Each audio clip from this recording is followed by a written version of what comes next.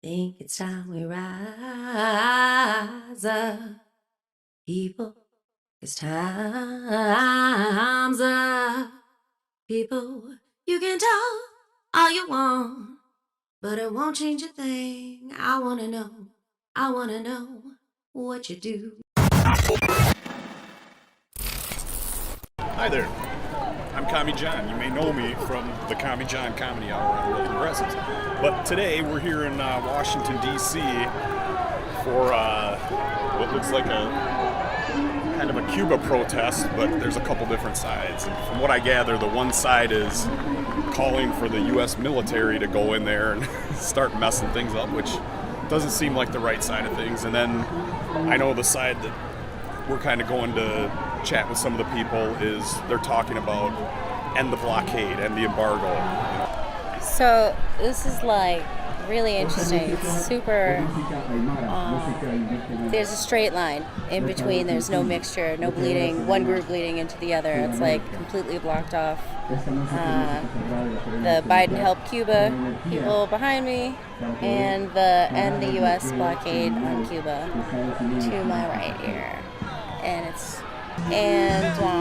yeah, it's just a super weird vibe here, guys. It's just completely separate, and it seems very antagonistic.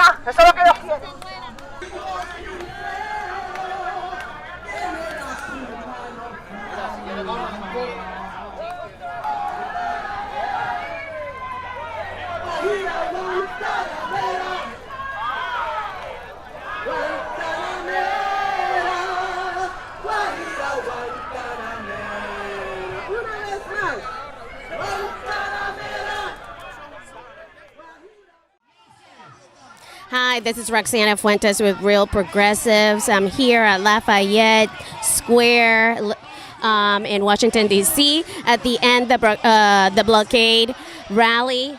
You can clearly see behind me the opposition putting up speakers and loud music to drown out the noise from our rally to end the blockade. Okay? There's many organizations here. We have Code Pink. We have Hands Off Cuba Venezuela Coalition of South Florida. We have Bridges of Love. Hopefully we can interview a few people. I'm looking forward to interviewing Carlos Lazo, who's the main guy of the organization Bridges of Love, in Spanish, Puentes de Amor. Hopefully we can interview Madea Benjamin as well. She's here. So here we go. The instigators are coming by.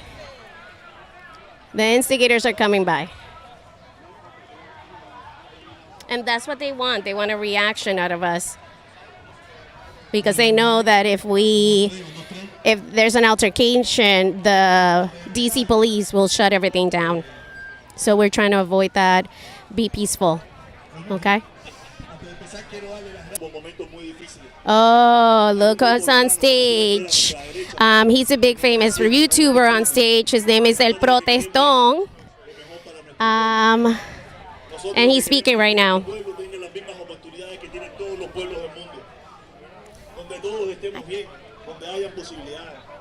Donde yo siempre lo he dicho, con la barriga llena pidan los reclamos que quieran. entre sus gobernantes. Si ellos quieren cambiar su situación política, eso es una decisión personal, pero con la barriga llena, no desde la pobreza, no desde la miseria, no desde la enfermedad, no desde la presión económica. He's basically saying that he wants the Cuban people to have the same opportunities that everybody else in the world has. Algunos de una forma diferente, otros violenta, y una como la quiero yo y muchos de los que estamos aquí, que la queremos de la mejor manera. Por eso le digo, gracias nuevamente, abajo el embargo, abajo las sanciones. Abajo el bloqueo. Es lo único, son mis palabras, ¿ok? Gracias a todos, por favor. Abajo el bloqueo! Sorry, I'm screaming. I forget that I have the microphone.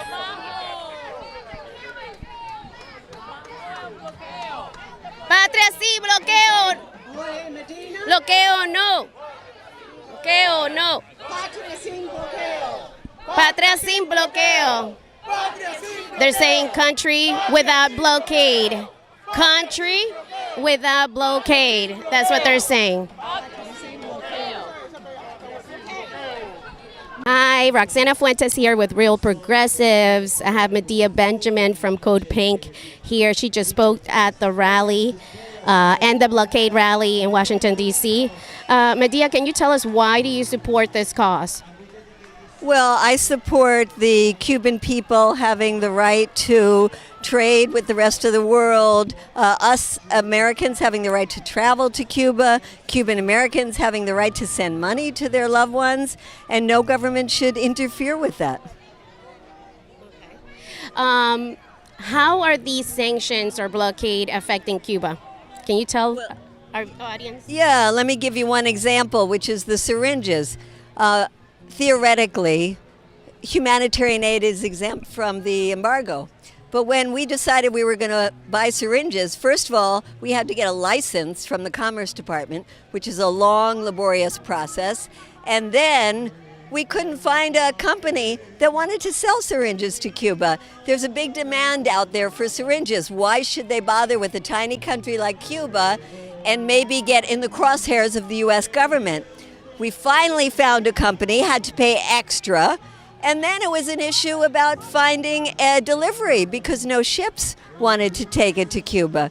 So here is an example of something that is supposedly not embargoed, and yet was so difficult. In fact, raising money was the easy part. The hard part was buying them and shipping them to Cuba. And I'll give you one more example, which is we wanted to create a GoFundMe to be able to raise money. As soon as you put the word Cuba on there, it gets frozen. So it's frozen, and we had to go back and forth, showing, hey, we got a license for this from the U.S. government. And they asked so many questions. The process took 6 weeks to get finally an okay. If somebody was trying to send money in to help with this rally, and they use Venmo, if you put the word Cuba in the description, they freeze it.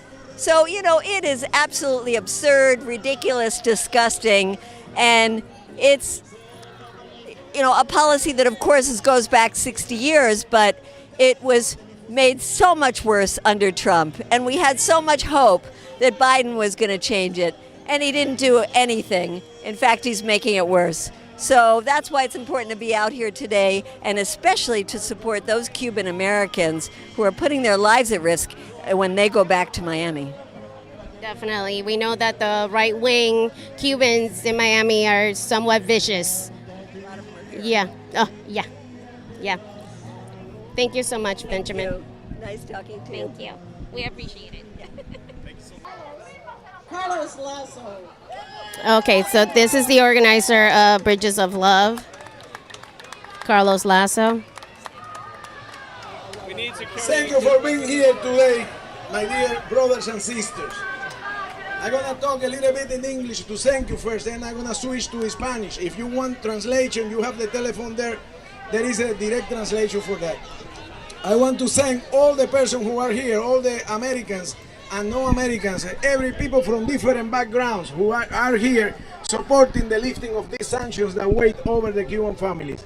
Thank you very much. We walked 1,300 miles, and through our way, we received the support of many Americans, and no one says that the blockade was okay. Everybody opposed these cruel and unhuman sanctions. We meet with African Americans, Latinos, everyone, Anglos, Americans from different backgrounds, Republicans, Democrats, and everybody agreed that the blockade should be lifted. Salvó a mi hijo, y yo dije, ¿cómo Cuba salvó a tu hijo? Y me dijo, mi He's hijo talking about different people that he met. de personas. He said one guy told him that Cuba saved my life. Por la policía, pueden terminar en la cárcel, pero gracias a que mi hijo fue a Cuba y estudió medicina. A man's son went to Cuba and studied medicine in Cuba, and he's now a doctor here in the United States. Nosotros hace varios meses iniciamos una campaña de puentes de amor para que el presidente Biden levantara las sanciones que pesan sobre la familia cubana. He formed the organization Bridges of Love. So President Trump would lift the sanctions. Here we go. Esas sanciones y no las ha levantado. Y nosotros estamos aquí diciendo, y voy a seguir, Cuba sí, bloqueo no. Cuba sí, bloqueo no. Cuba sí, bloqueo no. ¿Cómo estás? Mi nombre es Roxana. Hola, Roxana. Yo soy parte también de la organización Hands of Cuba and Venezuela Coalition of South Florida. I'm also with Real Progressives, and we were wondering if we can interview you. Yeah. Yes? Sí. Can we step aside, or do we? Donde tú quieras. Okay. So we're trying to educate the Anglo community, because this is English-speaking page, about your organization and the purpose and your goal. Well, our goal is precisely as our name is, Bridges of Love, Puentes de Amor. We want to create bridges of love between the people of Cuba and the United States. And we also want to educate communities about how cruel and unhuman is that embargo that wait for Cuba for more than 60 years. During the Trump times, the sanctions were still tightened and were more cruel. Right now, we cannot even send monies to our family in the island. We cannot use the service of Western Union to send anything in the middle of the pandemic. This is so cruel and so un-American that people, when I walk across the United States, they don't believe that this is happening. Biden promised that he will lift those sanctions, but so far, after 7 months, he has done nothing. We have a petition of 27,000 signatures asking for the lifting of the sanctions. That's what we want to give to the White House, to show the will of the American people, the Cuban Americans, that the sanctions need to be lifted. And tell people about the pilgrimage that you did, the walkathon, and tell them what you have been doing the past few weeks. During the last few weeks, we have walk in a pilgrimage, sweating from Miami to Washington, D.C. We went through all Florida, we went through Georgia, we went to South Carolina, we went through North Carolina, Virginia, and finally we are right here. We spent more than almost 1 month walking in the country, talking to Americans from all backgrounds, talking to people from different religions and creeds, Republicans, Democrats, Christians, Catholic, Jewish, it doesn't matter. We want to bring the message of peace, the message of the need of lifting those sanctions. And all Americans that we met, all Americans, none of those have said that the blockade is okay. Everybody agreed that the sanctions should be lifted. And how is it, if you can explain to our viewers, how is it that this blockade is affecting the Cuban people in Cuba? Besides, the sending of the money and... Well, the blockade, when I talk about sending the money, that's just one of the things. But for example, there are laws in the United States that prevent any vessel, any ship that goes to Cuba cannot enter the United States for 6 months. Cuba cannot deal with any bank or any financial institution because Cuba is put in a terrorist list by Trump. Cuba, a terrorist country. Come on, as President Biden said, give me a break, right? And then all those sanctions make the country to starve, to create a horrific situation in the middle of the pandemic. and that's what we want to end. No country can survive with so many sanctions. No country can survive with a pain of not being able to trade with other countries. We need the blockade to be lifted. And do you find it ironic that Trump put Cuba on the terrorist list when this country has sent bombs to other countries, right? And has terrorized other countries? Do you find that ironic? Yes, I find that ironic. Also, I find ironic that Cuba, other countries like Saudi Arabia, other countries behave in a very terroristic way for their citizens and for the war, and the United States don't care. But on the other hand, Cuba, that is even cooperating with the United States in certain areas, they have been put in the terrorist list just to inflict pain on the Cuban people, to create more difficult, to stop the shipment of oil that move the ambulance, that light the hospitals. Yes. It is ironic and hypocritical, also, you know, from the United States, for the United States to be saying and doing those things, when Cuba, the only thing really Cuba sends are its doctors around the world to help, its medicines around the world to help.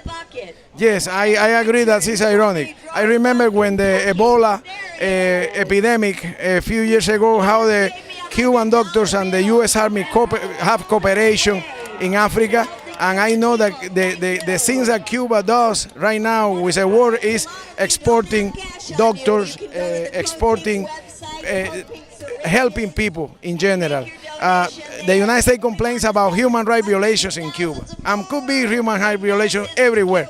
But the biggest human rights violation right now is a violation that the United States inflict on 11 million of Cubans in the island, denying them the right to live. That's what we need to change. Okay. I really appreciate your time, Carlos Lazo. Thank you so much. Thank you. There you have it, folks. He's a Cuban that lived in Cuba, and he's against the blockade. And he's quite understanding of why it is that it needs to be lifted and ended. And he knows how it affects his country. There's also a great amount of opposition at the end of the park, right across from the White House. Here we go. And they're instigating, they're out for blood, they're instigating, saying things. Here we go. Let me turn this around, because this is intense.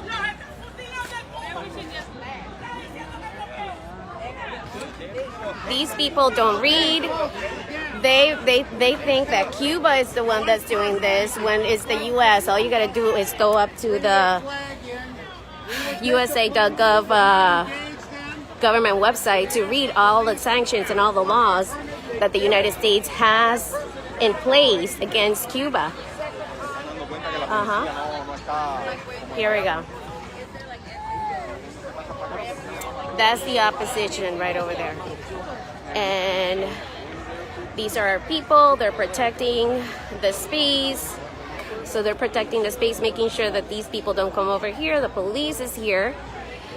But the FBI was also informed, because they have been sending threatened messages to the Puentes de Amor, Bridges of Love organizers. They're out for blood.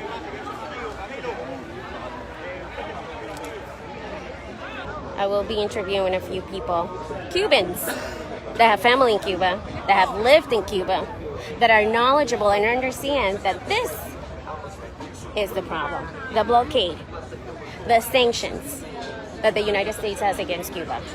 That is the problem. Because the United States not only does it to Cuba, has been doing it to other countries, Venezuela, Nicaragua, Iran, Syria. And what these sanctions do, and these are called by the CIA soft blows, and it's in the CIA manuals, okay? The ultimate goal is so that people are suffering from lack of necessities, that they will revolt against their government. That's the root goal. It's a coup d'etat without the coup d'etat. Okay? So, but some people don't want to read, don't want to go to the government website. It's in the U.S. government website, and you can read and find out what those laws say. But unfortunately, we have some illiterate people on that other side. Lazy. That don't want to do the research. That believe all the propaganda that this country puts in the news. And all these YouTubers, the lies that they spread. I should have started the video earlier. The hate is so much on the other side that they're fighting amongst themselves. We don't even need to say anything. It's unbelievable. If you're here, share the link, share our page, like and share, please. We need to get the word out that there are Cubans that are knowledgeable about the blockade that the United States has against Cuba. Cuba is not Miami, people. Cuba is not Miami. Here we go. Here we go. Here we go. Here we go. Here we go. Well, it depends on what you mean by So it's not like these are people from different countries. They're just Americans trying to say that there's a blockade. Okay? They're actual Cubans that have lived in Cuba, that have family in Cuba, that understand what a military intervention is. And they do not want that. Okay? They want the ending of the blockade. And if socialism or communism is so bad, why do we need to administer sanctions against those countries? Why don't we just let it fail on its own? Why is that?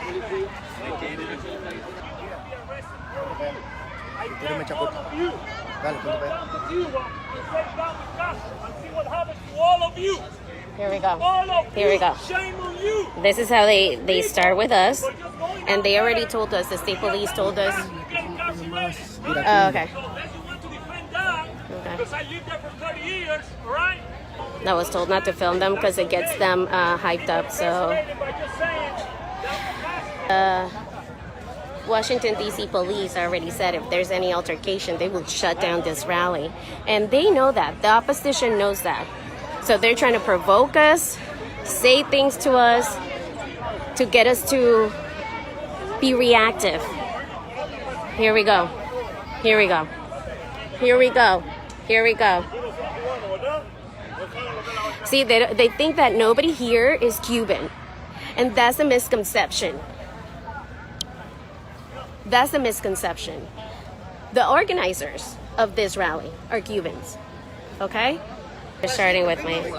They're starting with us. Here we go. Donde tú quieras. Donde tú quieras, asesino. You ought to matter. You and your government ought to matter. You're killing kids. You're killing young boys. Here we go. Because they want freedom. You are a part of that. They're saying lies. Spreading lies. Spreading lies. Here we go. Saying that their Cuban government is killing people. These are Cubans here that lived in Cuba, that have lived in Cuba, that have family in Cuba. The organizers of this understand that ending the blockade would allow Cuban people to live decently and have their necessities met. Because right now the Cuban government is struggling to provide, especially during the pandemic. Okay? These are criminal sanctions, and they don't understand that. They voted for Trump, many of them, okay? And don't they know what Trump did? All the added sanctions that he did? He added to the country? Oh, wait a minute. Look who's here, guys. That's real progressive? Yeah. Yay! That's Javier. So when they say there's no Cubans on this side, what do you say, Javier? Okay, first that, things are not measured by quantity, because at the end, remember the primitive Christians, like for example, people with the Essenian community, those people who were persecuted by the Romans at that time. There were not many. How you know how in that community the followers of Jesus, they were not many at the beginning when they were persecuted by the Romans. So I think that things should be based on quality, not on quantity, on principles. That's what I think. I mean, I think that causes in history has started with a few, like for example, the independence war against Spain, Cuban independence war against Spain. If there were a few of them at the beginning, Céspedes and a few of them just started the revolution in 1868, right? So there were a few of them. So it's not a question of quantity, it's a question of quality, right? It's a question of... But their argument, the opposition's argument is that there's no Cubans on this side.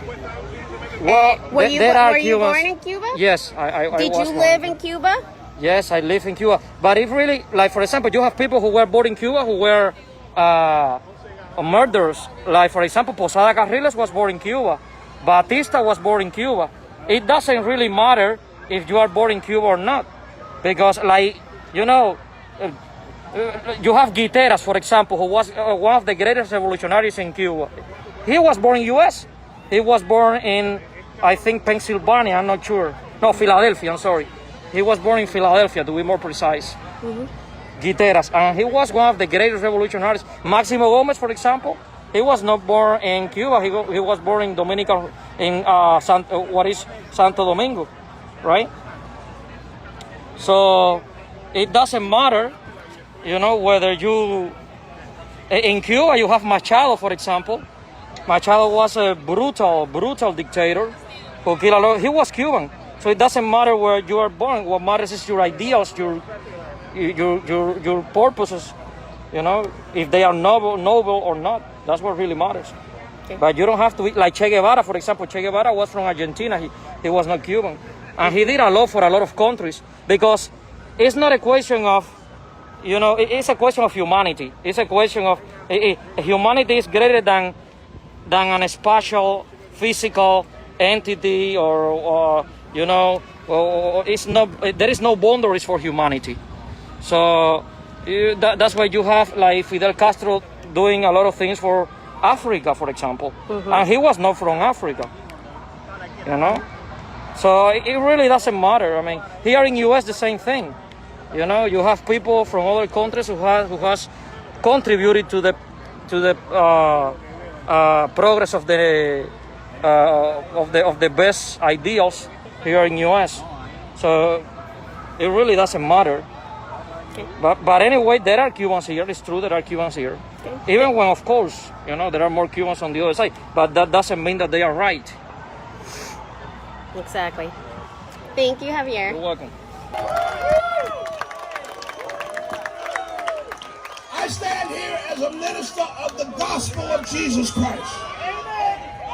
Why? Because the gospel is a gospel of justice and of truth-telling and of stripping away the lies and deceit that have been cultivated over all of these decades, and to remind us that what is done in the dark will be seen in the light. And the fact is, the embargo is something that has been carried out in the darkness, and we see it in the light for what it is. It is an act against humanity. It's an act against the people. As we come here in this spirit, in this moment, I give thanks for the feet and the people that marched from Miami to be here. To remind us that there is clear conscience, that there are voices of justice and voices of reason. Because we cannot forget this. And I mentioned this to my church this morning. Why in the hell do you think Haiti and Cuba happened in the same week? That was because somebody has orchestrated that is not really Cuban and is not really Haitian. And if they basically begin to realign the Caribbean. And sisters and brothers, we need to be aware of that truth and stand up for justice, because justice will prevail. So I give thanks. I give thanks to the Spirit that lifts us up and holds us together and allows us to be truth tellers, allows us to be prophets, allow us to speak the truth. We will never back down from truth telling. We will never go away. We will stand as long as required so that the world can see the illegality and the immorality of the blockade. And we say, let Cuba live by ending the blockade. End it now. End it now. End it now.